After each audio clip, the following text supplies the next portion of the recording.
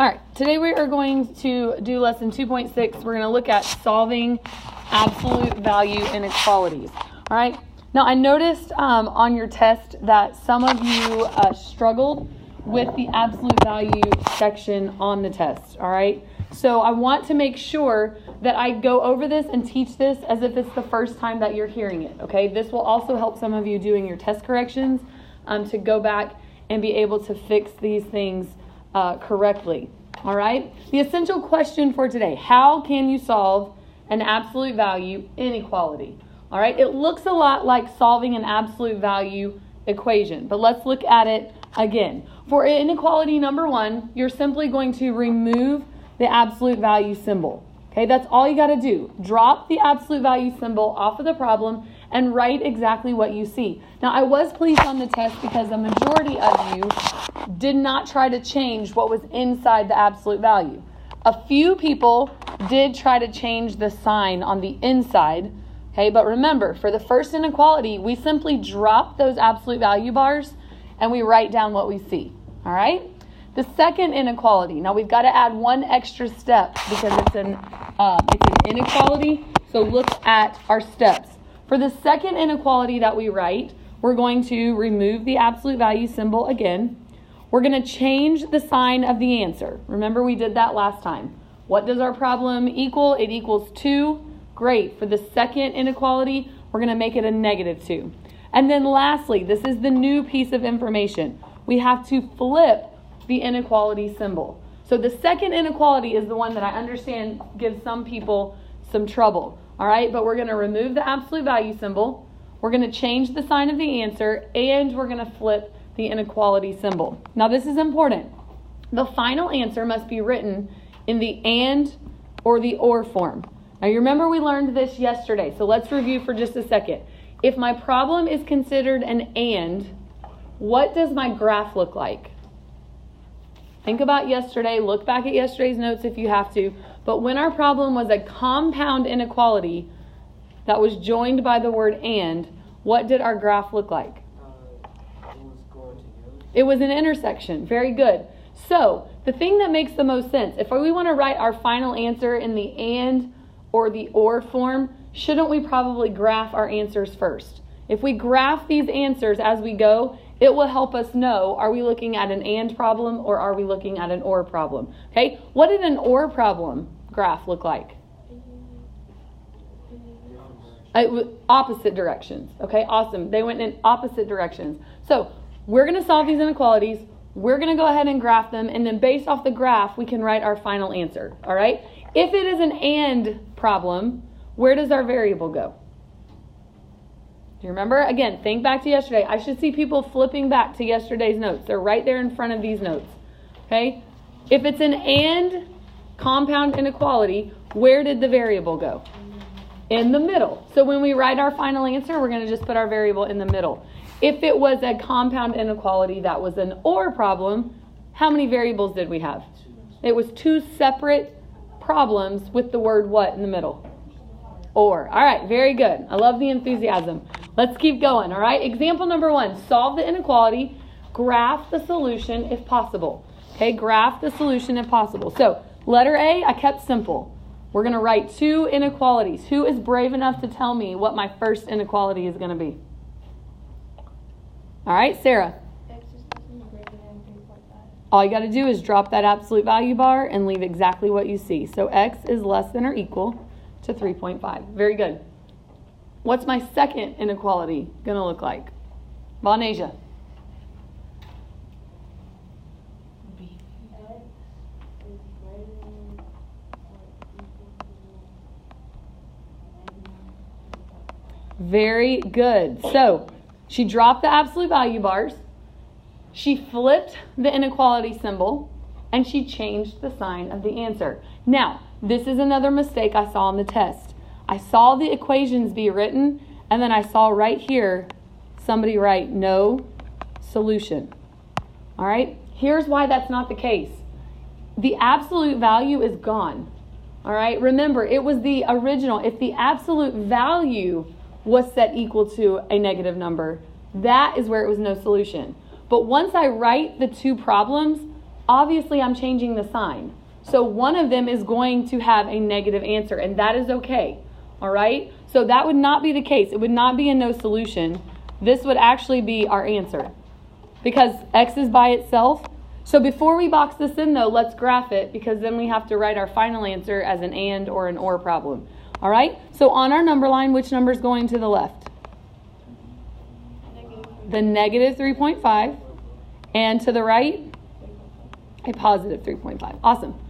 Circle, Justin, on negative 3.5 is going to be what? Closed.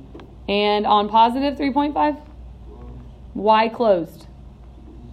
It's or equal to. Awesome. All right. LJ, the arrow from negative 3.5, left or right? Left. Okay. X is less than negative 3.5. Look at it again, LJ.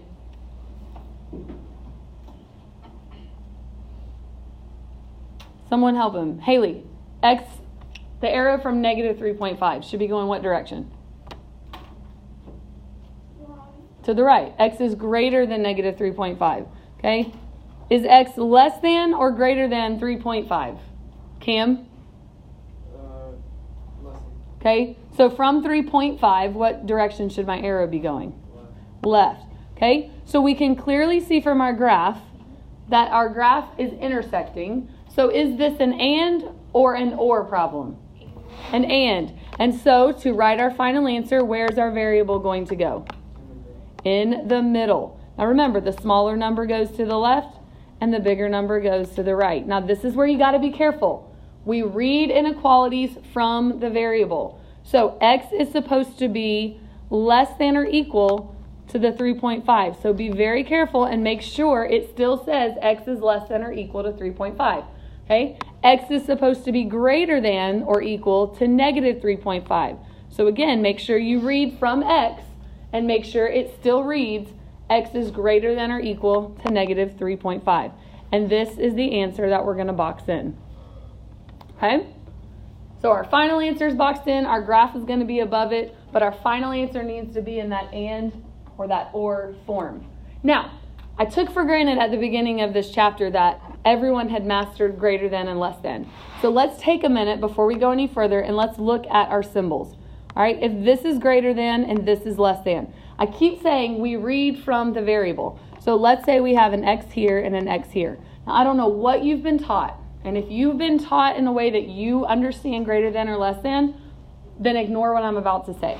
But if you still struggle, okay, because you can't write it on your hand, you can't write it on your calculator, you can't write it on your arm, you got to know it, okay? So let's work on knowing it.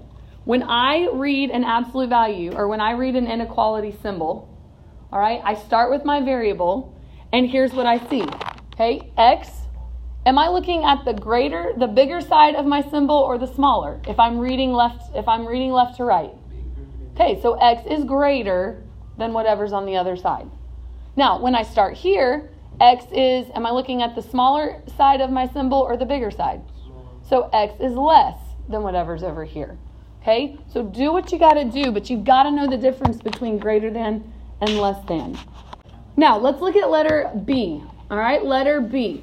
Remember with inequalities, before we write our inequalities, the absolute value has to be isolated. So for letter B, is the absolute value part of the problem all by itself? Look at your bars. Look at your absolute value bars. Is there anything outside of them? Okay, so is the absolute value isolated? Yes, it is. So we can write our two inequalities. All right, Paris, what's my first one going to be? 2w minus 1 less than 11. There you go. Just drop those bars and write exactly what you see. 2w minus 1 is less than 11. All right, what is my second, Joseph? What's my second inequality going to be?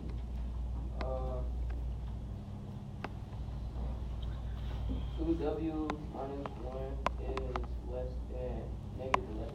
All right, be careful. You forgot one thing. Flip the sign. Good. Got to flip the sign too.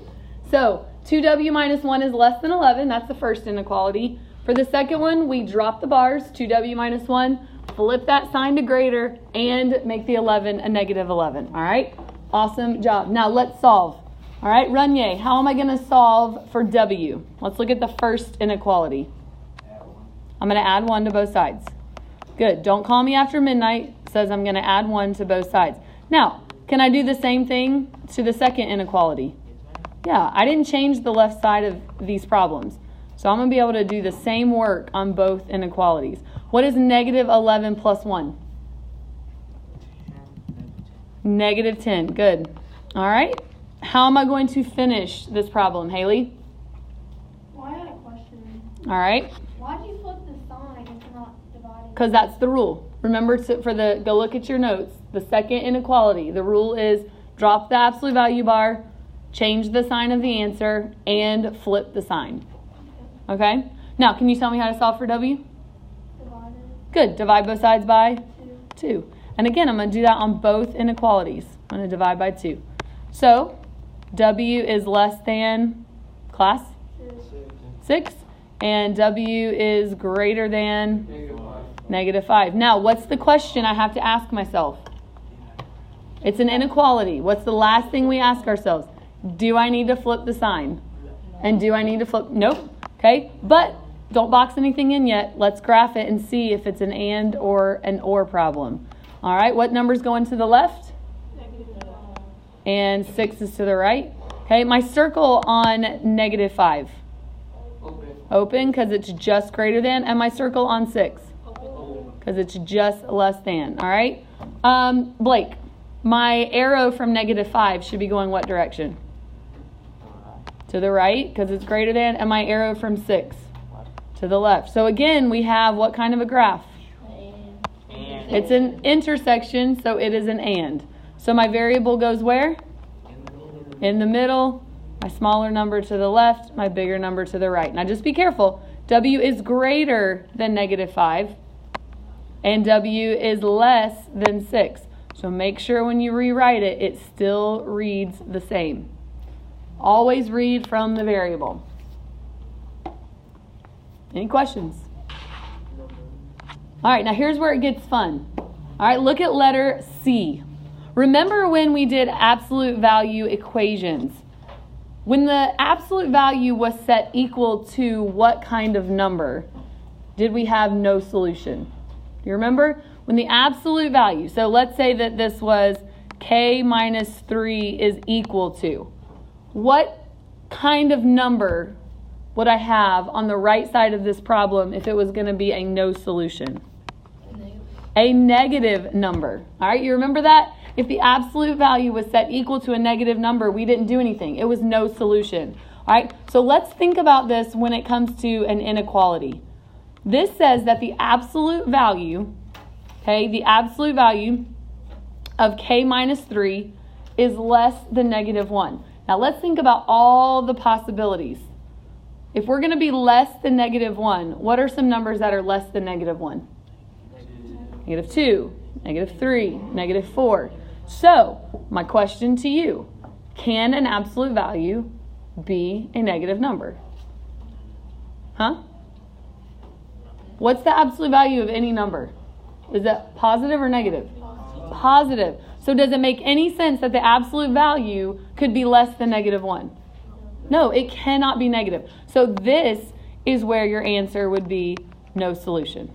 So we're going to write down this extra note, okay? We're going to write down no solution, and then you left 8 lines, so you have plenty of room for this statement, okay? If the absolute value is less than or equal to 0, your answer is no solution. Okay, if the absolute value is less than or equal to 0, your answer is no solution. Okay, I'll say it again.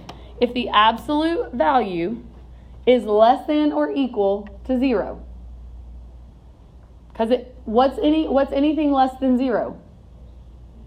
Negative numbers. Okay, so that's why the statement says if the absolute value is less than or equal to 0, your answer is always no solution. All right, you guys with me? So the absolute value is less than or equal to 0. So any number from 0 or smaller, you automatically know that it's no solution. Justin? So Because can an absolute value be a negative number? No. No, and the only numbers that are less than -1 are more negative numbers, right? Same thing. What if this had said less than 0? What's a number that's less than 0? Negative numbers. And an absolute value cannot be a negative number. So that's one like a gimme problem? Hold on. Go ahead, Justin. Yeah, so like what you said, is it like supposed to be like give you like a gimme problem? A what problem? Like give me like a free problem? Yeah, if you recognize, if you can see that the absolute value is less than or equal to a negative number, absolutely, it's a gimme because it's no solution and you're done. Okay? Now let's look at letter D. All right, let's look at letter D. We learned this with absolute value equations. We can't do anything until the absolute value is isolated. So when you look at letter D, what do we need to move in order to isolate that absolute value problem? The -3. And how are we going to move it? Good. We're going to add 3 to both sides. So we have the absolute value of n plus 2 is greater than or equal to -3. Now we have a dilemma here. Again, our problem has a negative answer. But look at the symbol this time. The absolute value of n plus 2 is greater than or equal to -3. What are some numbers that are bigger than -3? 2. Positive 2. Okay? What else? Give me some more. Negative 2. Okay? Well, -2 is bigger, okay, but we still don't want a negative answer. But we know that if our solution is going to be greater than -3, then really we can put any number we want into this problem and we'll have an answer. So this is all real numbers. So here's another gimme, but you're going to have to recognize it, okay? All real numbers. Okay, and we're going to write down a statement for this one too. Okay?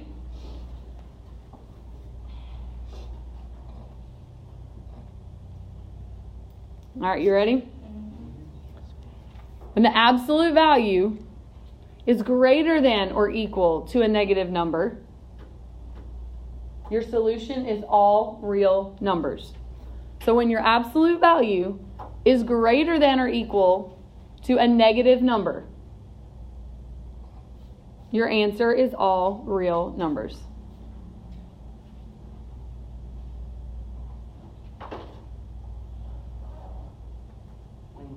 Okay, when the absolute value is greater than or equal to a negative number, your answer or solution is all real numbers. Some of you are visual like me, so I'm going to show you this. Pick a value for n. Pick any value. Pick a negative value for n. Okay, -5. Awesome. So let's say we plug in -5 plus 2, and it's supposed to be greater than or equal to -3. What is -5 plus 2? What is the absolute value of -3? Positive 3. Is 3 greater than or equal to -3? Yes, it is. All right. Very good. Let's pick another negative number. Go bigger. I heard a -10, right? Okay. I heard a -10. So -10 plus 2 is greater than or equal to -3. What is -10 plus 2? -8. What is the absolute value of -8? 8. 8 is greater than or equal to -3, right? All right, let's do a positive number. Let's do 20. What's 20 plus 2? 22. What's the absolute value of 22? 22 is 22 greater than or equal to -3. Awesome. Okay, so do you see visually why if my absolute value is greater than or equal to a negative number, all real numbers will work? All right, any questions? Let's look at letter E. Now again, remember we have to isolate the absolute value before we write our problem. So we want to isolate D plus 1. So what am I going to do first? How many numbers are keeping that absolute value from being alone? 2. So we got to move them both. Which one, Jenna, are we going to move first? Good. Don't call me after. We got to add or subtract before we multiply or divide. So we got to add 7 to both sides. Now remember, some of you wanted to look at letter E and say all real numbers, right? Because it was great, but you cannot do that until the absolute value part is isolated, right? So we've got 3 times D plus 1 is greater than or equal to 6. Okay? Now we're not done because it's not isolated yet. How do I isolate D plus 1, the absolute value of D plus 1? Divide by 3. I got to move that 3 to the other side. So the absolute value of D plus 1 is greater than or equal to what? To 2. Awesome. Now can we write our 2 inequalities? Yes, and we've got a positive number, so we're going to solve this one. All right, what's my first inequality going to be? D plus 1 is greater than or equal to 2. Awesome. What's my second one going to be? Good job, guys. D plus 1 is less than or equal to negative 2. How do I solve for D? Just subtract 1. And I'm doing the same thing to both. So D is greater than or equal to 1. And D is less than or equal to negative 3. Now, don't box anything in yet. Let's go graph it. All right. And you guys should have room to keep working down. I'm going to go over here to the side. All right. What number is going to the left on my number line? Negative 3. And what number is going to the right? 1. All right. Circle on negative 3. Closed. And circle on 1? Good, because they're both or equal to. The arrow from negative 3 is going what direction? Left. Good, it's less than, so left. And the arrow from 1 is going to the right. So, what kind of a problem is this? This is an OR problem. So all you have to do, go back down here, go back to your answers, stick the word OR in the middle, and box it in. So this time we don't have to rewrite anything. We're just going to go put the word OR, and then we're going to box in our answer. So this is why graphing will always help us to put our final answer in the correct form. Okay, any questions? Awesome. That is lesson 2.6.